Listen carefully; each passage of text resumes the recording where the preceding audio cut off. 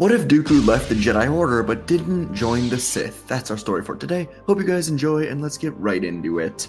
Our story begins on Serenno, shortly after Count Dooku left the Jedi Order. Dooku was leading the latest decree from the newly elected Chancellor Palpatine about the results of the Naboo blockade. But as Dooku was reading, he stopped shortly before getting to the part where the deaths would be listed, as there was a visitor here to see him. Dooku authorized the entrance of this visitor, and before long, the lift door slid open to reveal Grand Master Yoda, former Jedi Master, to Dooku himself. The two of them no longer had the best relationship, but Yoda was here with a message he thought best to deliver in person. Dooku could immediately tell something was up, though he asked Yoda what was going on. Yoda said that a Sith Lord was discovered on Tatooine by Qui-Gon Jinn, and in the Battle of Naboo, that same Sith Lord killed Qui-Gon before young Obi-Wan Kenobi eventually could defeat him. Dooku slowly closed his eyes, then calmly told Yoda that he warned the Council of the coming darkness, and their refusal to listen has now cost the life of a great man. Yoda sighed heavily, taking a seat across from Dooku, as Dooku poured each of them a glass of the finest Celestian wine. And Yoda took a sip, as Dooku said he can sense there is something else on Yoda's mind today, so he asked what it was. Yoda said that the return of the Sith is worrisome, but with Kenobi's defeat of this Sith, the Council can only wonder if this was the Master or the Apprentice. Dooku inclined his head, giving a small smile, saying that the Council suspects that he may know of the Sith. Yoda simply said they are exploring all options, and Dooku began to pace the room as he told Yoda that he regretfully does not have any information of value. But it's obvious the Sith have been waiting decades or centuries to reveal themselves. He can only assume the one on Naboo was the Apprentice, while the Master remains hidden away, waiting for a new opportunity. Yoda felt into the Force, and there was no indication that Dooku was lying, and that was simply because Dooku was not lying. He truly had no idea who the Sith was. When Dooku was contemplating leaving the Order, Senator Palpatine had taken the most interest in Dooku's departure, trying to gauge whether Dooku would be a good fit for his future plans, and possibly be his next Sith apprentice. But despite all of Palpatine's poking and prodding, Dooku consistently said the same thing. It is not the idea of the Jedi that he has grown away from, it is this version of the Jedi, this version of the Republic. But whenever Palpatine cracked open the door for Dooku to embrace a darker future, Dooku was extremely dismissive of it, saying he will always be a Jedi deep down, but he must return to Serenno and be the leader his people needed. Palpatine was forced to make a choice. He could either push all of his chips in and tell Dooku the truth about the Sith in hopes of Dooku joining him, but with the risk that everything falls apart, or he could pivot to someone new. And so, Palpatine pivoted. Dooku was simply the Count of Serenno now, not Jedi, not secret Sith, just a former Jedi turned politician, with an interest moving into galactic politics in the future. And on this day, Dooku would go back to Yoda's ship. Dooku would follow Yoda back to his ship, as the both of them would go to Naboo for Qui-Gon's funeral. It would be a somber evening, but in the gathering afterwards, Dooku and Obi-Wan would meet for the first time, as both of them shared their favorite memories of Qui-Gon. Dooku would also meet the young boy, Anakin Skywalker, who Dooku was extremely surprised was going to become a Jedi, but Obi-Wan told Dooku that it was Qui-Gon's dying wish. Dooku could only wonder what was so special about the boy, but soon he would speak to Chancellor Palpatine, congratulating him on his election to Chancellor. Dooku told Palpatine he will be watching his career with great interest, as this Republic is in desperate need for change, and perhaps that will come with someone like him. Palpatine thanked Dooku, and then Sidious emerged from the dining area, as Palpatine told Dooku that he and Sidious have gotten rather close over time since Dooku left the Order, as it's nice to have allies in the Jedi Order. Dooku knew Sidious was always interested in the Republic, just like him, and Dooku would catch up with his old friend before heading back to Serenno. In the back of Dooku's mind, the conversation with Yoda still remained. Dooku wondered if the Sith were back for good, and he knew that, in time, they will reveal themselves. And so Dooku would settle back in as the Count of Serenno, with the intent to help his planet thrive. Over recent decades, corruption had run rampant on this planet, and the people, along with Dooku's family, were really hoping for Dooku to return and lead. So, Dooku did, and for the next 5 years, things on Serenno began to prosper. Dooku was pulling back on droid operations in the military so that the Serenno military could be much more full of real citizens, helping to boost employment numbers dramatically. Serenno was a hotbed for crime from off-world pirates, as it was the only place where the mineral Sicanium could be found. It was extremely valuable in trade, as it could be used to forge armor or reinforce ships. But Dooku would oversee the creation of a Serenno mining colony, and Dooku would personally lead missions at the front of the military here whenever raiders tried to come into the planet planet and take it over. Dooku's blue lightsaber was a rallying symbol for the people, and over 5 years, with Dooku's influence and full focus on Serenno, crime decreased dramatically, while employment and wealth disparity was much less of an issue. The people of Serenno liked Dooku, and Dooku liked being the leader of this planet, but he always wanted something more in the back of his mind. He wasn't even sure what more he wanted, until one day, 5 or so years after the death of Qui-Gon, Dooku got a visit from Mina Bonteri of Onderon, and she had quite an interesting proposal for Dooku. Senator Bonteri would tell the Count that Onderon, along with 100 other planets, have created a treaty to try and secede from the Republic. This was a very small movement, but it was building. This greatly surprised Dooku, so he asked what was going on. Bonteri said that initially, she and many other outside the core worlds hoped that the election of Chancellor Palpatine would bring necessary change to the Republic, but they were very wrong. Bonteri said that outdated treaties between the Republic and these outlying systems were only being more reinforced. Taxation of trade routes was being ignored by the Chancellor. The outlying systems simply could not afford all of this, especially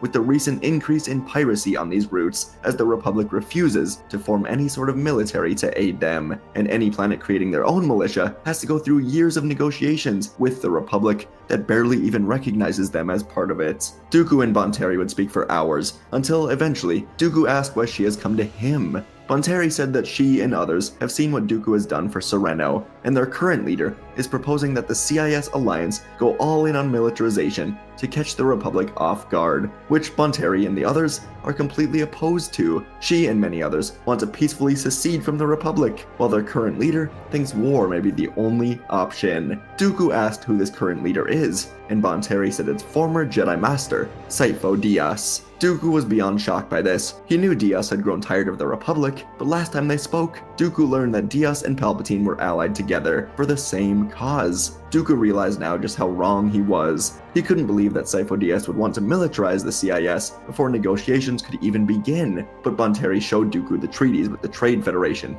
and the Techno Union. Tens of millions of battle droids were in production already, so today Bonteri simply asked Dooku to attend the next Separatist Senate Summit and enter his name to become the leader of the CIS. For weeks, Dooku would consider this, and during these weeks, he would spend hours late into the night researching the CIS. It all seemed to be formed so quickly, and Dooku would even speak to his old friend Sidious via hologram. Dooku didn't give away much, he just said that he heard rumors of a Separatist alliance forming, and that Sidious may be involved. Dooku knew something sinister was up when Sidious lied right through his teeth, saying that he has grown apart from Palpatine, and fighting back may be the only chance these outlying systems have of freedom from Palpatine's corruption. Dooku didn't necessarily disagree, but he knew Sidious. There was much more to this than was being revealed. He seemed eager for what would inevitably lead to galactic war, and so, in the coming days, Dooku would make his decision. He traveled to Raxus, where the CIS senators were gathered, and Mina Bonteri would invite Dooku to speak. So, Count Dooku would stand upon the elevated platform of the Raxus Assembly Hall, where the Separatist Senate had gathered. Delegates from hundreds of star systems filled the massive chamber, with murmuring and suspicion washing through them, as Dooku, former Jedi Master and now Count of Serenno, addressed them with calm conviction. He began by acknowledging the frustrations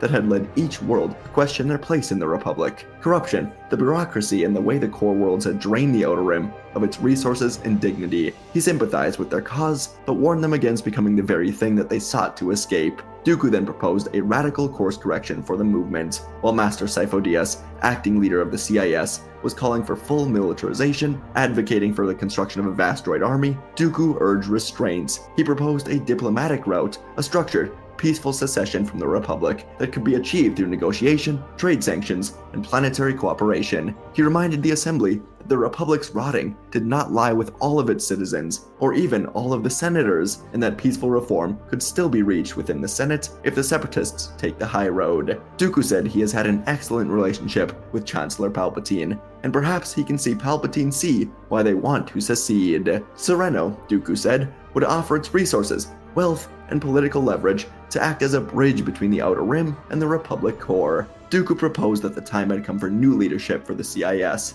and finally, he truly offered himself to be considered as their leader. As whispers spread throughout the chamber, the towering doors of the halls opened up, and Master Sidious entered, cloaked in dark robes not of the Jedi but of his new political path. His presence sent a ripple of unease through the assembly. Diaz dismissed Dooku's words as idealistic folly. He accused Dooku of being naive, of underestimating the Republic's iron grip. Diaz painted a vivid image of a coming war, of Jedi enforcers and hidden armies being prepared in secret to crush them. He made it clear that Dooku's vision was a path that was perhaps ideal, but not realistic. The hall would fall into silence, and then Dooku raised his hand and simply said they would leave it to the will of the senators. Let these Separatist senators decide who will lead them, decide whether the Confederacy would be shaped by fear and violence or by diplomacy. The chamber buzzed with uncertainty, and soon the voting process would get underway. This was a process that would take a few days, as many of the CIS senators were not at today's meeting and would get the voting papers soon. So,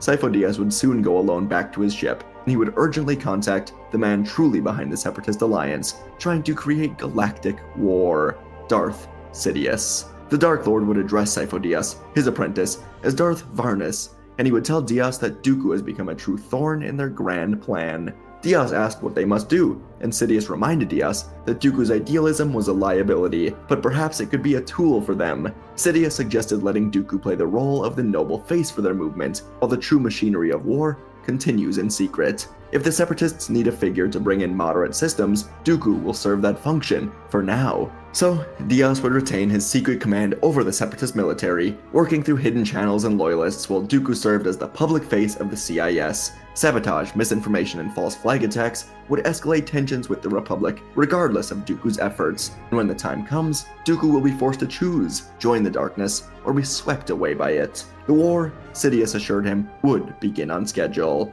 And over the course of the next 3 years, Count Dooku indeed became the public face of the CIS, winning the Senate vote and leading a diplomatic campaign to legitimize the cause of their secession. Under his leadership, the CIS presented itself as a group of disillusioned systems from the crumbling structure of the Republic. Dooku traveled from world to world, meeting with governors, trade leaders, and citizens alike, championing their freedom and fairness. He was not guarded by droids, often walking among civilians without an escort, presenting himself as a man of the people, not as a warlord, and his reputation as a peaceful, former Jedi only helped with this. He disavowed the growing droid armies early on, making it clear in public addresses that the Confederacy would not arm itself unless provoked. His speeches were passionate, drawing heavily from his Jedi teachings, as Dooku proclaimed the CIS does not seek war. Many systems rallied to his cause, as Dooku envisioned a galactic confederation bound by mutual cooperation instead of the archaic ways of the Republic. But even as Dooku built a fragile coalition of peace, dark gears were still turning behind the scenes. Sidious worked in secret with the Techno Union,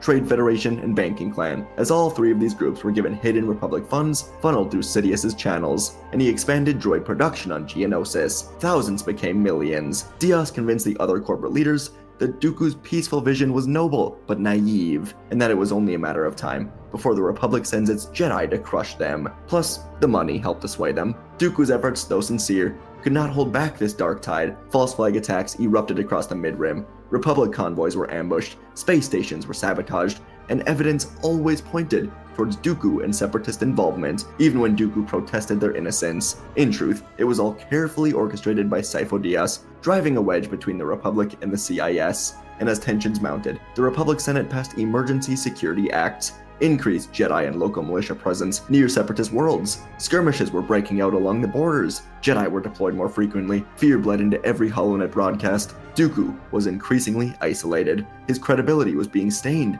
He pleaded with the Republic Senate for open dialogue, but was constantly shut down. Even within the Separatist Council, voices of diplomacy were falling silent. The Jedi Council could not speak with him without being accused of treason. Dooku began to suspect he was not only being undermined, but used. And Dooku knew it had to be Sidious. It was then that Diaz came to him, offering a private meeting. He invited Dooku to a storm-wrecked world on the edge of the galaxy, Kamino. Dooku would indeed follow the coordinates given to him by Diaz, and he would look into the facilities in horror. Clone troopers marched in perfect formation, tens of thousands of them, bred for war. The Republic, it seemed, had been preparing for this all along. Diaz stood beside him, saying the Jedi Council was blind. But then, Diaz decided to turn Sidious's plan upside down. He was supposed to convince Dooku that war was inevitable, and that he should work with the Sith. But instead, Diaz told Dooku that he has been working with the Sith, and an opportunity has been presented to the both of them. They can defeat Sidious together. They can take the galaxy for themselves, make things the way they want them to be. Dooku stared at the clone army below as the pieces came together. He recalled Palpatine and Diaz working together on Naboo, only for them to become bitter rivals to the public. Dooku saw that he, like the rest of the galaxy, was played. The pieces had been moving for far longer than he'd realized. He'd been a banner of false hope, nothing more. He looked back at Diaz, knowing what he must do, and Dooku reached to his belt and ignited his lightsaber with a blue hiss. He said he will do what he must. His voice was steady. It was a whisper beneath the storm. Diaz angrily slammed his fist into the wall, telling Dooku to stop being so blind. The galaxy is broken. Republic, Separatist, it doesn't matter. A new system is needed. Dooku just calmly looked to his former friend and said that perhaps he is right, but any system ruled by the Sith, ruled by darkness, will fail, and he will ensure the Sith do not win. Diaz ignited his red blade, its glow illuminating the white Kamino halls with a blood-red hue. For a moment, the two former Jedi stood still, the years of friendship and history washing away. And then, Diaz took the first step forward, slashing at Dooku in a wide arc, and Dooku met it with his signature elegance, blue blade catching the strike with a sharp crack. The duel erupted from here, blades mirroring the storm raging beyond the doors. The two of them fought through the observation deck, knocking over consoles, slicing through the walls. Sparks flew as they clashed, Kaminoans ran out of the way. Dooku's finesse was parrying the wild, aggressive Jedi form, enhanced by the strength of the dark side. The fight spilled into the Kaminoan corridors. Clone cadets and technicians were scattering in fear. Dooku ducked low as Diaz hurled a burst of force lightning, sending huge canisters crashing into the wall. Dooku used the momentum to spring forward, locking blades, pushing Diaz back towards the exit. The red and blue sabers spun against each other before Dooku kicked Diaz through the doorway and out onto the rain-slick platforms. Wind howled across them as rain slammed into them in heavy sheets. Dooku's cloak was torn away by the wind, disappearing into the raging sea below. The footing was rough, but both men moved as true warriors, leaping from walkway to walkway, slashing at each other mid-air. Diaz, using the weather to his advantage, sent waves of water and lightning at Dooku, but the Count sliced through each of them with an extra bit of effort. The two of them locked blades once more, before Diaz force-pushed Dooku off of one of the platforms, as Dooku fell far to one of the lower ones. They landed hard, and Dooku nearly slipped into the water, but he caught himself with a kick, spinning around just in time to block a devastating overhead strike from Diaz. The force of it nearly knocked him to his knees. Diaz snarled in darkness, yelling at Dooku through the storm that he cannot stop what is to come. The galaxy is dying, but they can be the cure. Dooku backed away, strength waning, but not his focus. He shook his head, telling Diaz that he and the Sith are not the cure. They're the disease. Then both of them flew through the air, and with one final surge of his will, Dooku parried a brutal strike, twisted inward, and delivered a precise thrust into Diaz's shoulder, forcing him to stumble backwards to the ledge. Dooku followed up with a sweeping slash across his chest, then disarmed Diaz and sent his red blade spinning into the sea. Diaz looked up in disbelief as Dooku's boot connected with his chest, sending him toppling over the edge. He reached for the ledge, but the storm claimed him, helping push him far away. His scream was lost in the thunder as he vanished into the crashing waves below, a fall that no one would survive with his injuries. Dooku stood alone on the rain-soaked platform, and he knew the galaxy was in his hands. And so before long, Dooku would stand before the Jedi Council, presenting the evidence he had retrieved from Kamino. Surveillance footage, genetic logs, encrypted messages linked Diaz